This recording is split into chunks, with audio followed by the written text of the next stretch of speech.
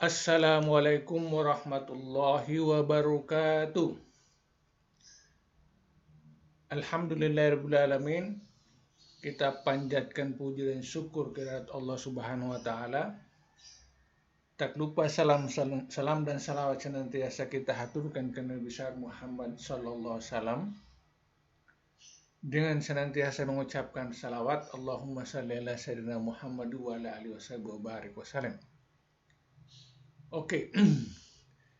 Pada kesempatan kali ini saya melanjutkan perkuliahan kita terkait dengan mata kuliah penganggaran perusahaan. Video kali ini kita akan membahas terkait dengan topik anggaran komprehensif.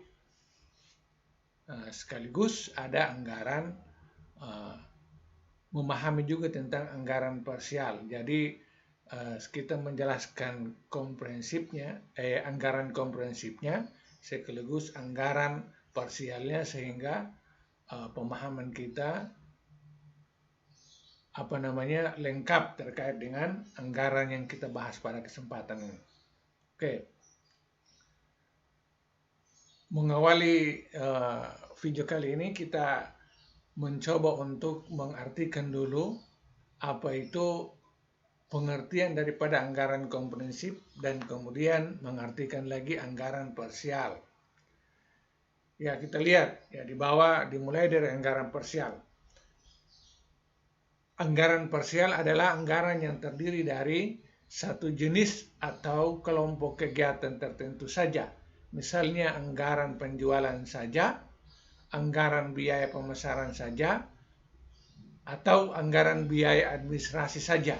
Nah, jadi anggaran parsial itu adalah sebenarnya hanya menggambarkan bagian-bagian terkecil tertentu saja dalam sebuah anggaran.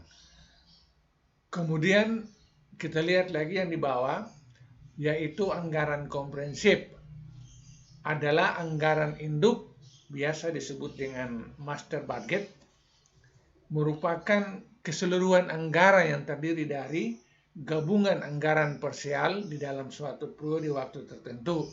Nah, jadi dari namanya saja sudah bisa kita mengerti bahwa parsial berarti bagian-bagian, sedangkan komprehensif adalah keseluruhan.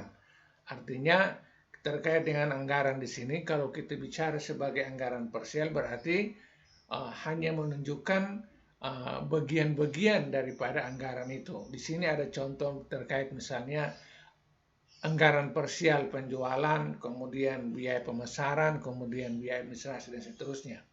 Bisa juga dimaknai secara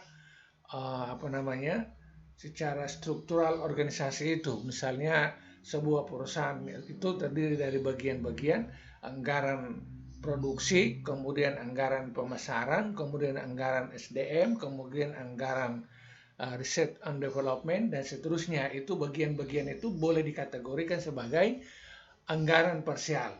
Nah, dari keseluruhan itu ketika digabungkan menjadi satu, dikonsolidasikan menjadi satu, maka dipandang sebagai anggaran induk atau master budget, atau kita kenal pada saat ini adalah anggaran komprehensif. Nah, itu pengertian daripada anggaran komprehensif dan anggaran parsial. Nah, jadi kedepannya itu Anda bisa membedakan. Kalau orang menyebut anggaran komprehensif berarti bicara keseluruhan daripada sebuah anggaran di dalam sebuah organisasi itu. Ya toh? Jadi di sini bukan hanya organisasi berupa misalnya perusahaan dan PT dan seterusnya, tetapi organisasi-organisasi yang bukan berbentuk badan hukum perusahaan juga menyusun anggarannya itu bisa menyerupai seperti begini. Ada bagian-bagiannya, parsialnya, kemudian ada keseluruhannya. Nah itu, jadi tinggal dimaknai saja. Oke. Lebih rinci di sini, kalau kita menguraikan dalam sebuah perusahaan, kira-kira apa saja yang termasuk dalam kategori anggaran parsial dan anggaran kemudian membentuk anggaran induk itu. Saya ulangi, kalau dalam sebuah perusahaan secara umum apa saja yang merupakan bagian-bagian atau anggaran parsial itu yang kemudian keseluruhan itu membentuk anggaran induk atau anggaran komprehensif atau master budget itu. Nah, itu di sini kita melihat yang pertama perencanaan penjualan, ya, forecast penjualan. Forecast penjualan memang secara absolut belum menjelaskan tentang kerincian sebuah anggaran, tetapi dari sanalah dimulainya penghitungan anggaran terkait dengan nomor satu ini, yaitu forecast penjualan. Forecast atau peramalan atau estimasi, mengestimasikan penjualan itu. Itu tentunya sudah kita pahami bahwa bicara tentang anggaran atau penganggaran itu adalah bukan sekedar membuat atau menyusun atau menulis angka-angka, tetapi harus ada keterangan-keterangan, penjelasan-penjelasan. Nah, untuk membuat forecast ini tentunya bukan hanya menemukan atau menentukan angka yang akan ditargetkan di waktu akan datang, tetapi harus ada penjelasan-penjelasan. Ini bagian tersendiri, maka dianggap sebagai anggaran parsial. Kemudian yang kedua, anggaran penjualan. Otomatis anggaran yang terkait dengan proses penjualan produk-produk kita atau jasa kita kepada masyarakat. Nah, itu banyak sekali. Kemudian anggaran produksi, ya. Kemudian anggaran pembelian bahan-bahan. Ya, di sini bahan-bahan di sini bisa berarti panjang, bisa bahan baku, bisa bahan baku utama, kemudian bahan baku pembantu dan seterusnya. Nah, disingkat bahan-bahan saja. Kemudian anggaran biaya tenaga kerja, kemudian biaya overhead, anggaran biaya overhead. Overhead ini artinya biaya-biaya yang tidak langsung terkait dengan kegiatan produksi itu, misalnya bahan baku yang diolah atau tenaga kerja yang bekerja itu dianggap sebagai biaya pokok, sedangkan biaya overhead itu di luar daripada itu semua, tetapi digunakan juga dalam rangka membantu proses itu. Nah, macam-macam biaya overhead itu, misalnya lampu kah, atau satpam kah, atau biaya-biaya macam-macam, itu bisa dianggap dikategorikan di dalam biaya overhead. Nah, ini sebagai bagian atau parsialnya anggaran itu. Kemudian anggaran biaya pemasaran nomor 7. Anggaran biaya pemasaran itu anggaran dianggap sebagai anggaran parsial. Kemudian anggaran biaya administrasi dan umum. Kemudian anggaran rugi laba. Kemudian anggaran kas dan anggaran proyeksi neraca.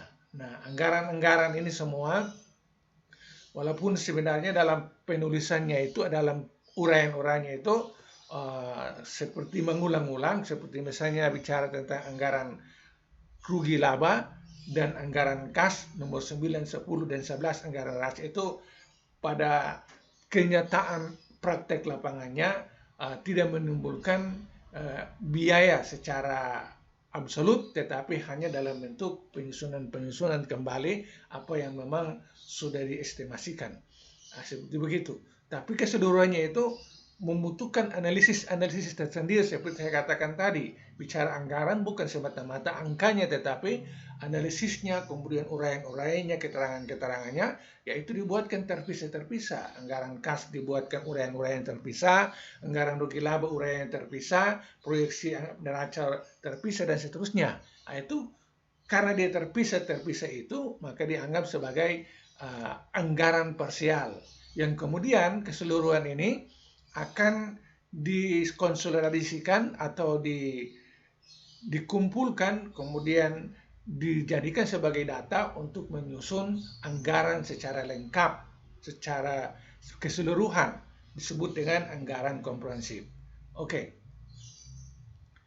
Nah, barangkali apa yang kita bahas tadi kalau dibuatkan dalam bentuk satu flowchart atau skema, bentuknya seperti begini. Dimulai daripada anggaran penjualan, kemudian di bawahnya itu ada anggaran biaya pemasaran, anggaran produksi, kemudian anggaran biaya administrasi. Lalu anggaran produksi itu ada tiga bagian utamanya, yaitu anggaran pembelian bahan baku, kemudian anggaran tenaga kerja, kemudian anggaran biaya overhead.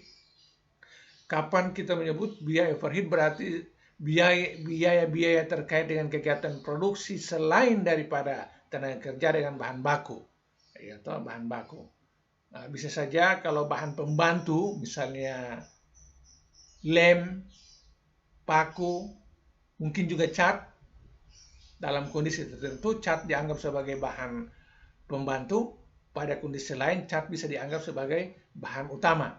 Nah, bisa kalau misalnya pekerjaan tertentu, cat dianggap sebagai bahan pembantu, maka dikategorikan sebagai biaya overhead dan seterusnya. Kemudian lampu, listrik, biaya perbaikan, kemudian perawatan, pengawasan, dan seterusnya, penggudangan, dan seterusnya itu menimbulkan biaya, yaitu masuk kategori biaya overhead.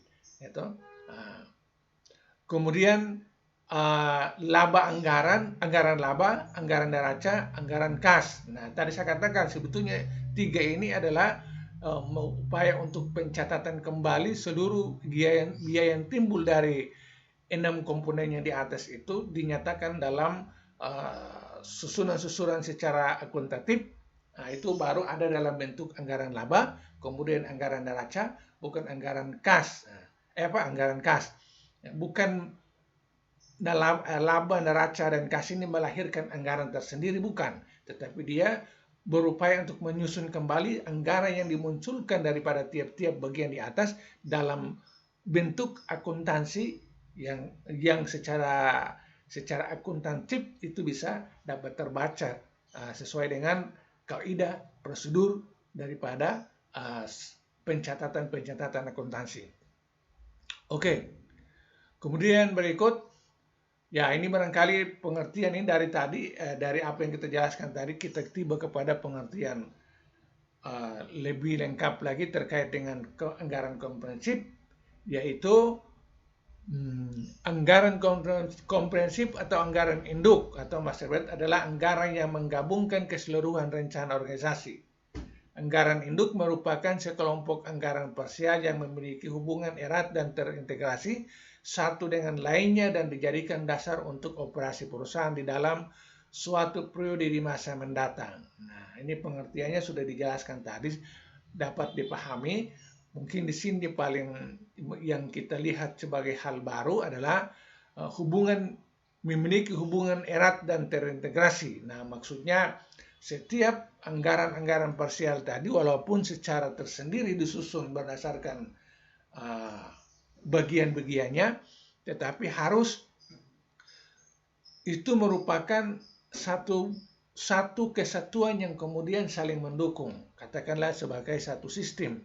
Jadi sistem subsistemnya itu daripada itu harus saling mendukung. Nah, barangkali lebih tepatnya itu kalau kita jelaskan dalam bentuk keorganisasian, maka anggaran yang disusun oleh bagian produksi harus ada kaitannya dengan anggaran yang disusun oleh bagian pemasaran, bagian SDM, bagian misalnya riset dan development.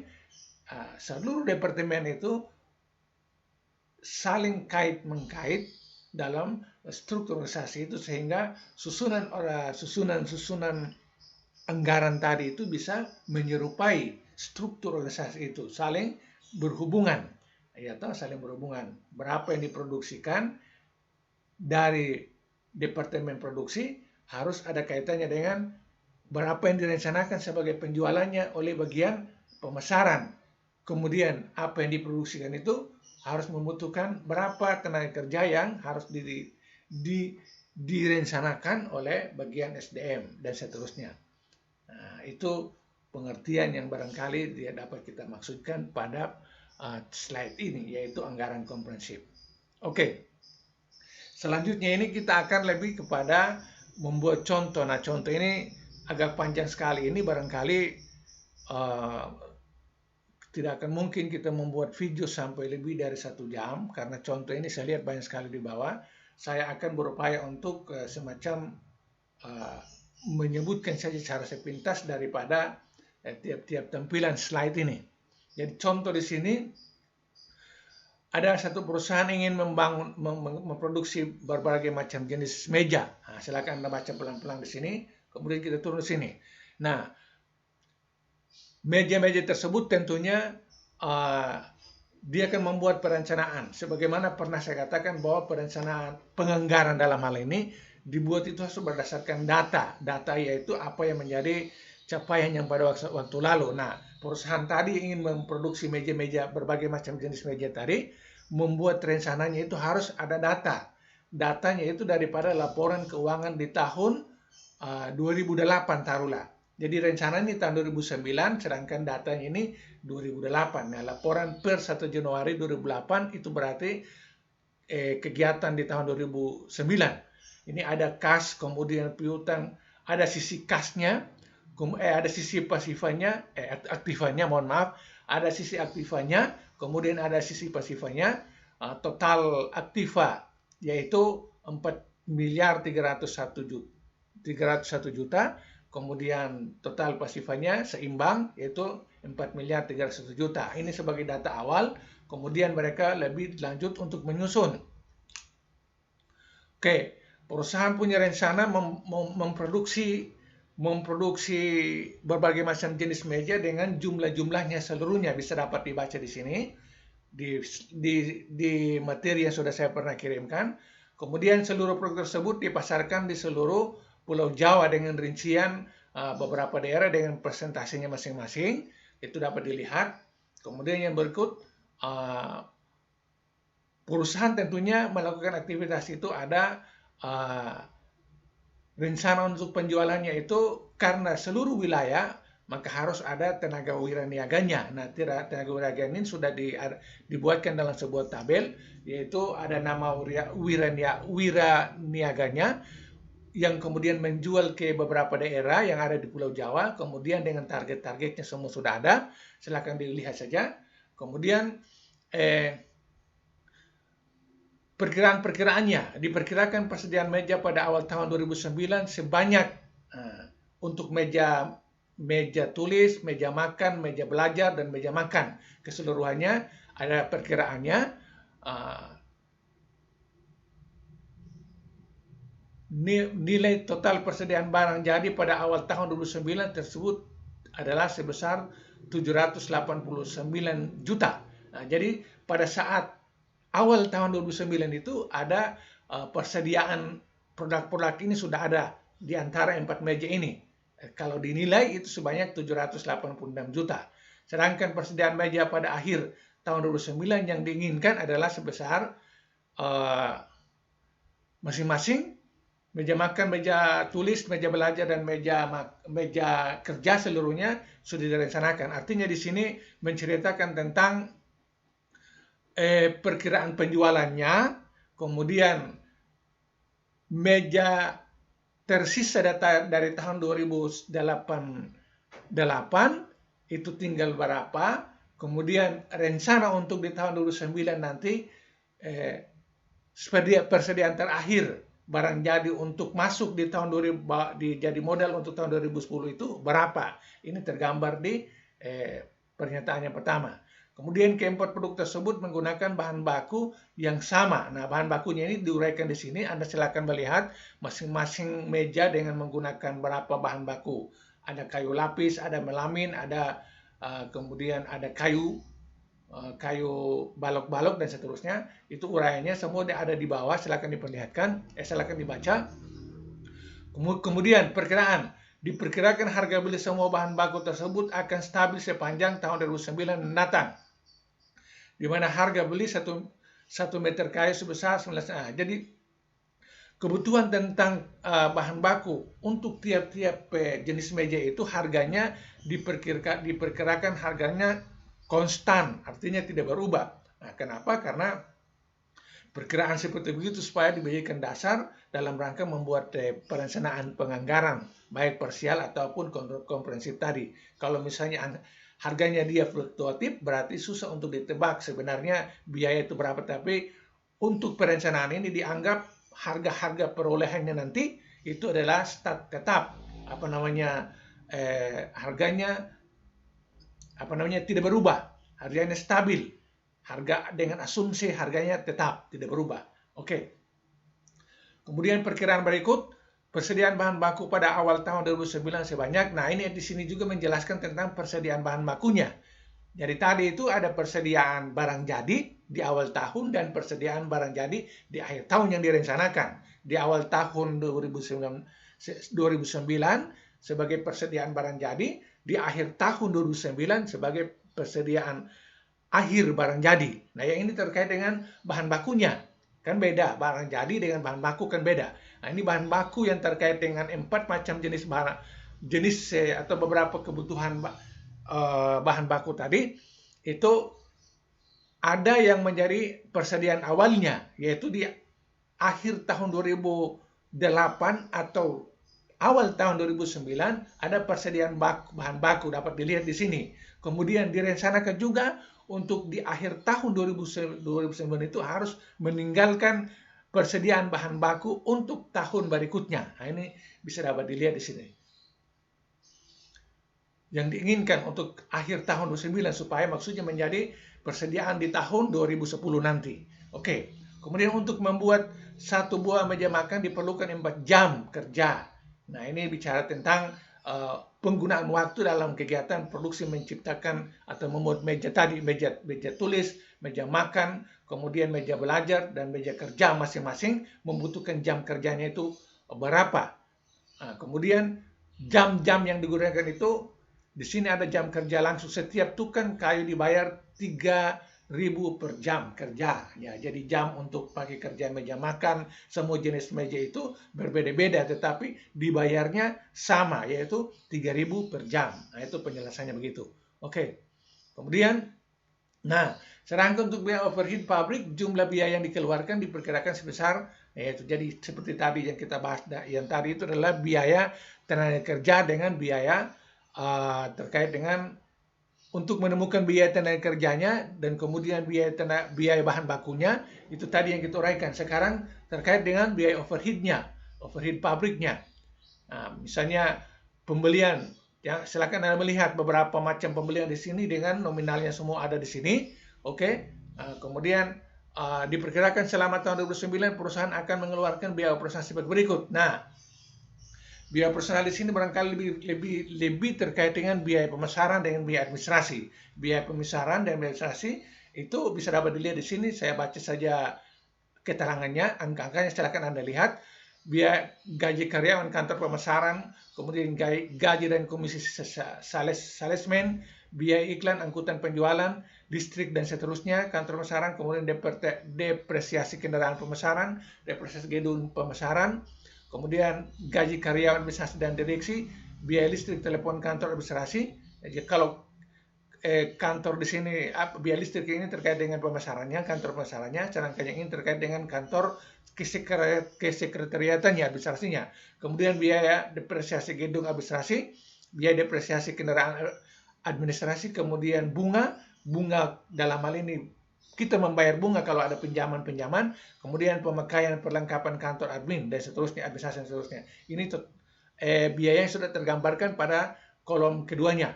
Nah, barangkali ada yang saya kasih tahu di sini, yaitu terkait dengan di sini muncul ada depresiasi. Depresiasi itu maksudnya biaya penyusutan. Nah, biaya penyusutan misalnya di sini kendaraan biaya penyusutan, kemudian biaya penyusutan gedung, biaya penyusutan gedung administrasi, biaya penyusutan kendaraan administrasi. Nah, itu penyusutan itu maksudnya dibeli 100 juta, digunakan selama 5 tahun, maka 100 juta bagi 5 tahun itu dapat masing-masing misalnya 20 juta. Maka kendaraan itu setiap bulan harus dikeluarkan 20 juta sehingga pada tahun kelimanya itu sudah terkumpul kembali sebanyak 100 juta, sehingga pas tahun kelimanya terkumpul 100 juta, kendaraan yang lama bisa dijual kembali, sedangkan uang tersedia untuk beli kendaraan baru. Barangkali singkatnya kayak begitu pengertian dari depresiasinya. Ada berbagai metode terkait itu, tapi untuk pemahamannya barangkali seperti begitu saja. Oke. Dari seluruh biaya pemesanan tersebut sebanyak 84 juta merupakan biaya variabel yang dibebankan secara merata kepada setiap produk yang dijual dan sisanya merupakan biaya tetap. Nah, Ini pengertiannya adalah total daripada biaya variabel yang barusan kita lihat tabel tadi itu kalau dijumlahkan berapa, kemudian dibebankan kepada seluruh kegiatan produksinya, itu kira-kira tiap unitnya itu dibebankan berapa. Ini maksudnya supaya pada saat menghitung harga penjualannya itu masuk sebagai bagian daripada faktor penentuan harga pokok. Harga pokok ke penjualan itu bukan hanya bahan bakunya, tenaga kerja, tapi hitung juga biaya-biaya lainnya. Ini dimaksudkan kayak begitu. 80 juta ini harus dibagi kepada berapa ratus juta atau berapa ribu produk kita, kayak gitu pengertiannya. Kemudian dari total penjualan yang dilakukan, perusahaan diperkirakan sebanyak 7% akan dibayar pada tahun 2009. Saya ulangi, dari total penjualan yang dilakukan perusahaan, diperkirakan sebanyak 75% akan dibayar pada tahun 2009. Sedangkan sisanya akan dibayar pada tahun 2010. Maksudnya ada penjualan secara tunai sebanyak 75%, sedangkan ada penjualan secara kredit, artinya setiap meja itu ada yang meja-meja yang diproduksi ada yang dijualkan secara kredit sebanyak 25% barangkali, karena ini 75% berarti 25% akan dibayar pada tahun 2010, artinya ada piutang.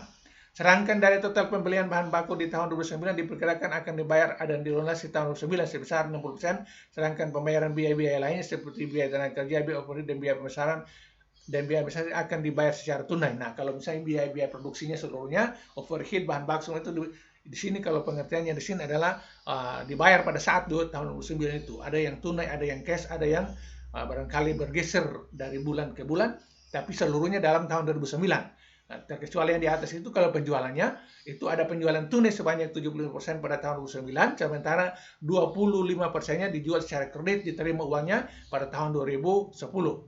Oke. Berkaitan dengan rencana aktivitas investasi dan aktivitas keuangan serta aktivitas operasi lainnya di tahun 2009 dari bagian akuntansi diperoleh data seberikut. Nah itu, jadi ini data daripada bagian akuntansi yang bukan merupakan rencana anggarannya yang seperti yang kita bahas tadi, tapi ini merupakan data dari akuntansi yang menyusun laporan-laporan sebelumnya. Ada penerimaan piutang usaha, kemudian ada pembayaran hutang usaha, ada pembayaran hutang bank, kemudian penerimaan kredit dari bank, kemudian penerimaan obligasi, penerbitan obligasi, pembelian mesin, bangunan pabrik, kemudian penjualan kendaraan, pembelian kendaraan, dan seterusnya. Ini maksudnya sebagai sebuah data dalam pertimbangan menyusun anggaran itu. Kan ada penerimaan piutang berarti ada uang masuk di kas, kemudian pembayaran hutang berarti uang keluar, kemudian pembayaran hutang bank berarti uang keluar, kemudian penerimaan kredit dari bank, penerimaan berarti uang masuk, kemudian penerbitan obligasi berarti uang masuk, kemudian pembelian mesin uang keluar, pembangunan pabrik berarti uang keluar, kemudian penjualan kendaraan uang masuk, kemudian pembelian kendaraan uang masuk uang keluar. Nah, ini maksudnya ada uang masuk keluar sebagai informasi daripada bagian keuangan, sehingga itu bisa menjadi dasar untuk penyusunan anggarannya. Sedangkan saldo kas pada awal Januari 2009 diperkirakan berjumlah sebesar 1.027. Nah, itu jadi ini masuk dalam bagian daripada laporan keuangan, laporan akuntansi di tahun 2009 itu, bahwa ada uang tunai kas, uang bebas di kas itu ada sebesar 1.625 juta. Nah, itu menjadi bahan pertimbangan bagi pembuat atau master plan atau para penitia penganggaran itu bisa mempertimbangkan informasi ini. Oke. Berdasarkan data tersebut di atas, jika disusun anggaran komprehensif akan terlihat seperti ini. Sekarang kita menuju atau tiba kepada penyusunan anggaran komprehensifnya. Tadi itu semua bagian-bagian tadi dianggap sebagai anggaran parsial. Sekarang daripada data tadi semua kita bisa menyusun anggaran komprehensifnya. Yang pertama, anggaran penjualan per wilayah pemasaran. Ada jenis produknya, beberapa macam jenis, kemudian ada volume penjualan per wilayah. Itu di situ ada beberapa wilayah di Jawa, kemudian volumenya sudah kelihatan di sini. Volume artinya jumlah daripada misalnya meja tulis 3.000 unit untuk DKI Jakarta dan seterusnya. Kemudian volume total, berapa total daripada meja tulis untuk 4 wilayah semua, totalnya 10.000. Begitu pula meja-meja lain sudah kelihatan di sini. Kemudian harga per unitnya daripada meja tulis ini adalah 20.000. Kalau kali 10.000 berarti 2 miliar. Ya, 2 miliar. Nah, itu nilai perolehan atau penjualan nilai penjualan daripada setiap unit daripada jenis-jenis meja ini adalah 2 miliar untuk meja tulis, 2 miliar untuk meja makan, 1 miliar 800 juta untuk meja belajar, kemudian 1 miliar 600 juta untuk meja makan. Total pendapatan yang direncanakan adalah 7 miliar 400 juta. Oke. Sekarang, tadi ini adalah anggaran penjualan per wilayah. Sekarang anggaran penjualan per wiraniaga. Anggaran penjualan per wiraniaga. Ada beberapa penjual sales atau wiraniaga yang ditempatkan beberapa daerah tadi. Itu di sini barangkali dilihat per jenis mejanya. Jadi setiap penjual atau sales atau wiraniaganya dengan penjualan tiap-tiap jenis mejanya bisa dapat di sini. Misalnya Komang, meja tulis 1.800 unit, meja makan 1.440 unit, meja belajar 1.080 unit, meja makan 720 unit. Baik untuk wiraniaga Lindon, Manto, Nanang, Omar, Parto, Ratno, Suparman, dan Tarman, silakan dilihat seluruhnya. Kemudian totalnya di bawah itu seperti yang kelihatan. Itu total anggaran penjualan per wiraniaga yang kita lihat di bawah. Itu anggaran di sini kan selalu saya katakan bukan berarti menunjukkan uang, tetapi bisa juga berarti angka-angka terkait dengan jumlah-jumlah unit dan seterusnya. Ini jumlah-jumlah unit ini. Oke. Anggaran produksi. Nah, jenis produksi untuk rencana ini ada beberapa macam jenis meja, kemudian volume penjualan. Nah, tadi itu berdasarkan penjualan per wiraniaga tadi, kemudian persediaan di awal tahun dan di akhir tahun. Persediaan di awal tahun 2009 pas tanggal 1 Januari yaitu untuk meja makan 2.400, meja kerja 1.500, meja belajar 1.100 dan meja makan 600. Kemudian rencana untuk ditinggalkan menjadi persediaan akhir di tahun 2009 ini yang kemudian dijadikan sebagai persediaan awal di tahun 2010 itu masing-masing 600, 700, 1.200 dan 750. Nah, dengan demikian maka rencana produksi di tahun 2009 itu harus untuk meja makan adalah 8.200, meja kerja 7.200, meja belajar 6.100 dan meja makan 4.150. Nah, ini adalah maksudnya rencana produksinya. Rencana produksinya daripada rencana produksinya sudah tersedia sebagai persediaan awal, gitu. Maka tinggal memproduksi tambahannya berapa. Jadi tinggal dilihat saja di sini. Jadi yang persediaan awal, persediaan akhir yang diproduksikan adalah 820.000. Oke, seperti begitu. Seterusnya, ya anggaran kebutuhan bahan. Anggaran kebutuhan bahan adalah bagian daripada anggaran komprehensif ini. Bisa dapat dilihat ada jenis-jenis bahan di sini, ada kayu lapis, melamin untuk beberapa jenis meja tulis, kerja, belajar dan makan. Kemudian hitungan per unitnya, misalnya meja tulis kayu 1 unit, kayu lapis 3 unit, kemudian melamin 1 unit. Total yang diproduksi adalah 802.000. Berarti kali 1 harus 802.000 unit. Kemudian kayu lapis 3 unit kali 24.000. Total penggunaannya 24.000. Nah, ini kalau tidak salah dikalikan dengan yang ini tadi. Nah, dikalikan dengan ini. Ya, dikalikan dengan 7.200. Nah, berarti dapat 24.600. Kemudian melamin 1 unit kali melamin kali ini 1.820. Nah, 1 unit. Oke, begitu pula meja makan, belajar dan meja tulis, meja kerja itu masing-masing kebutuhan kayu, kemudian kayu lapis dan melamin serta total kebutuhannya sudah tergambarkan dalam tabel ini. Silakan diperlihat, silakan dibaca atau diteliti baik-baik. Kemudian anggaran pembelian bahan. Anggaran pembelian bahan maksudnya anggaran dikeluarkan dalam proses pembelian bahan itu tentu ada, yaitu misalnya jenis bahan berupa kayu lapis melamin. Kebutuhan produksi itu 26.200, 62.550, 34.290. Ini kebutuhan pembelian bahannya, anggaran pembelian bahannya ini. Nah, dari sini tadi sudah kita di awal tadi kita sudah lihat tentang persediaan bahan bakunya di awal ataupun di akhir. Ini bisa dapat dilihat sini, ditulis elang di sini.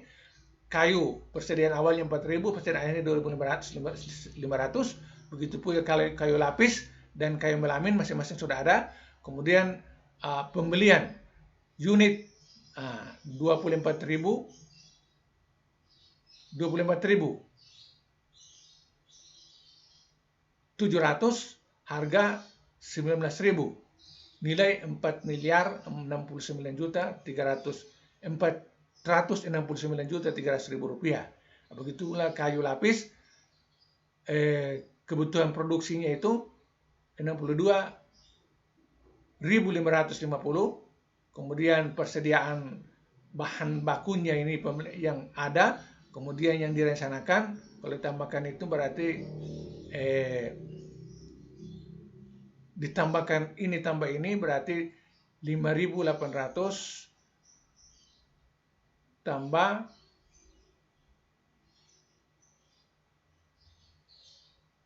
ya ini berapa ini? 62.000. Ini dikurangi.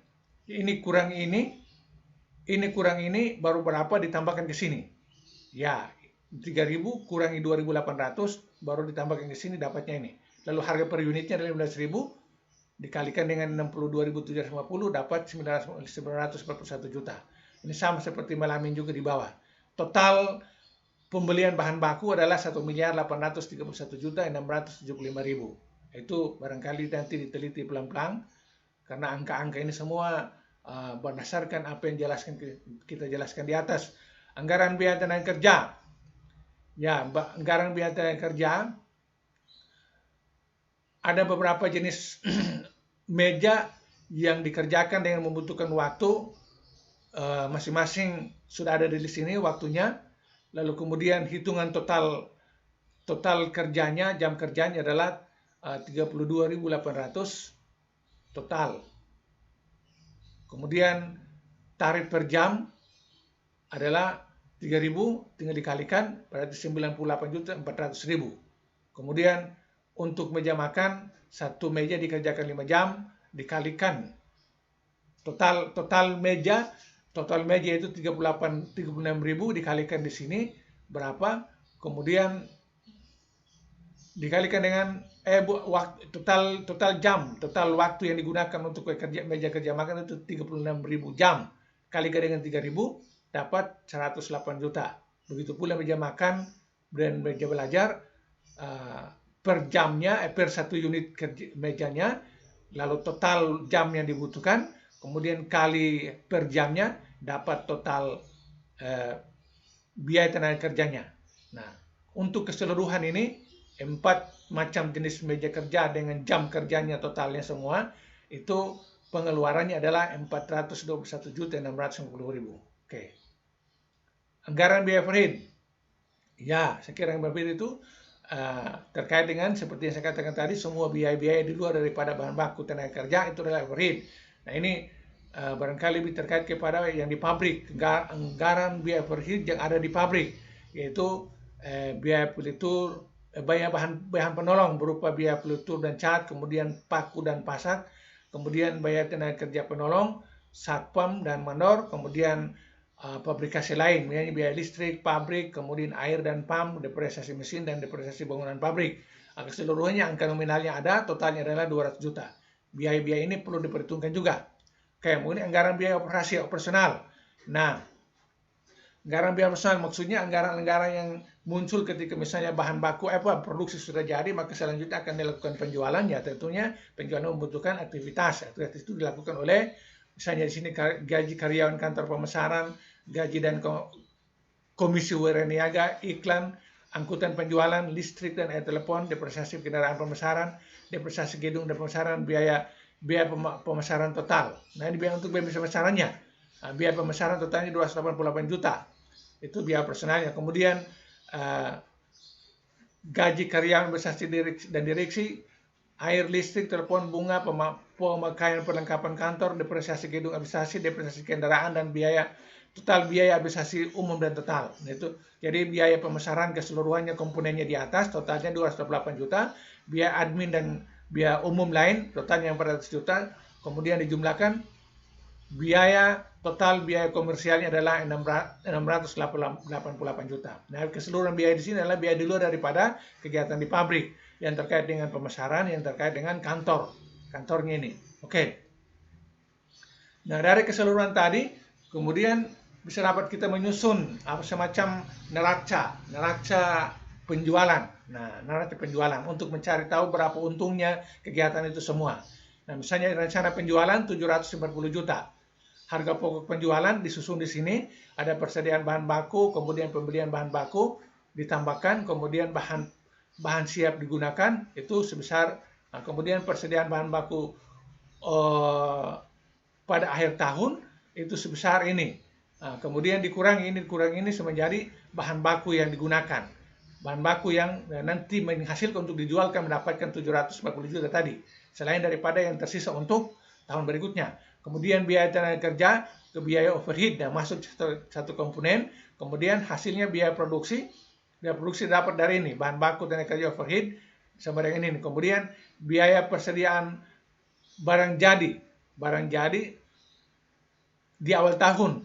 Biaya barang jadi siap dijual. Nah, itu. Jadi barang jadi yang diproduksi ditambah dengan awal tahun siap dijual adalah 3.271.575.000.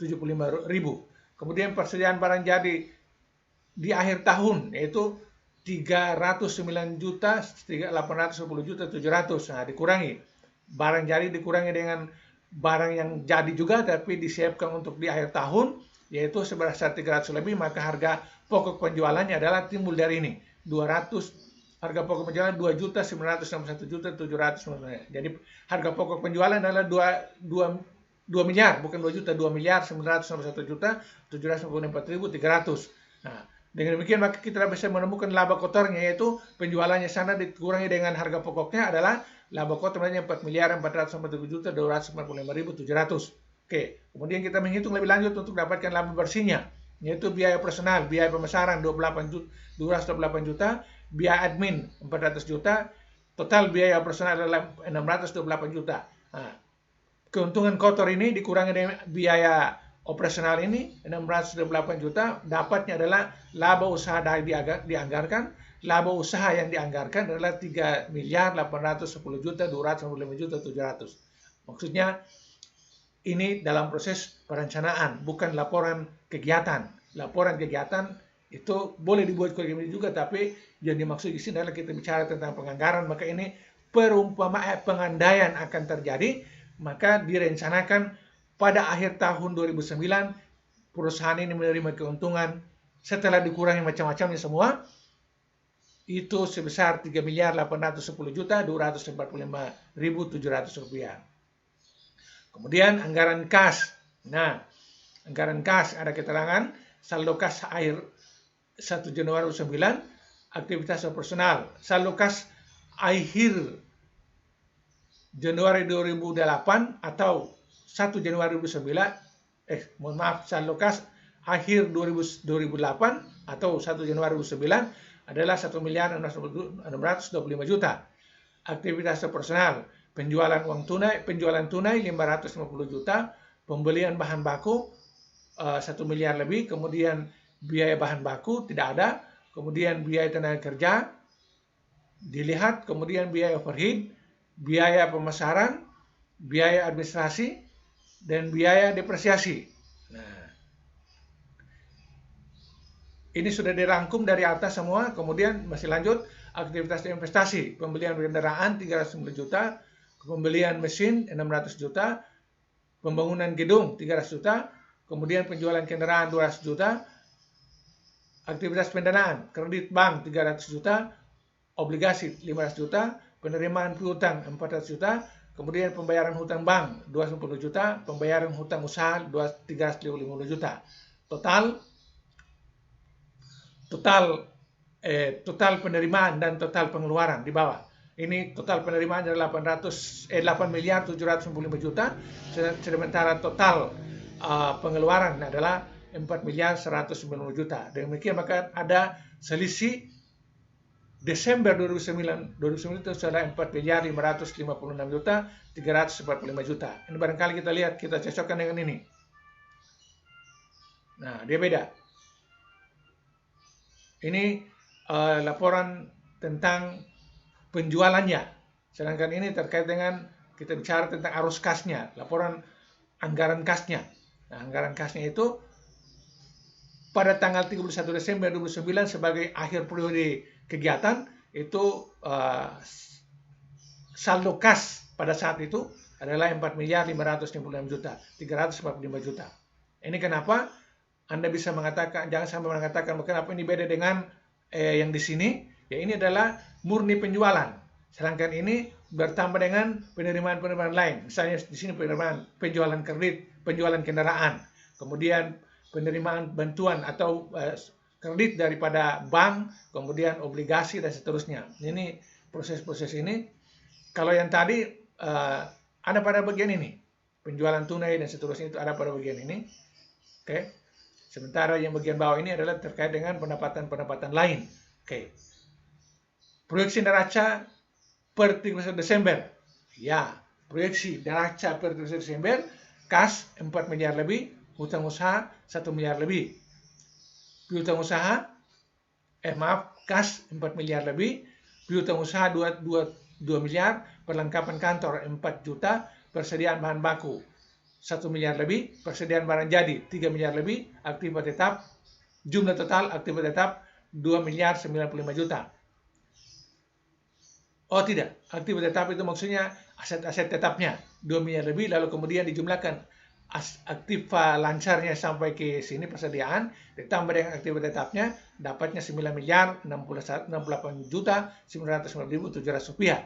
Nah, kemudian sisi pasifanya, hutang usaha 1 miliar lebih, hutang bank 750 juta, obligasi 500 juta, modal saham 2 miliar, laba ditahan 4 miliar 811 juta lebih, total adalah 9 miliar 68 juta 909.700 rupiah. Nah, ini barat seimbang antara aktiva dan pasifa, seimbang. Oke.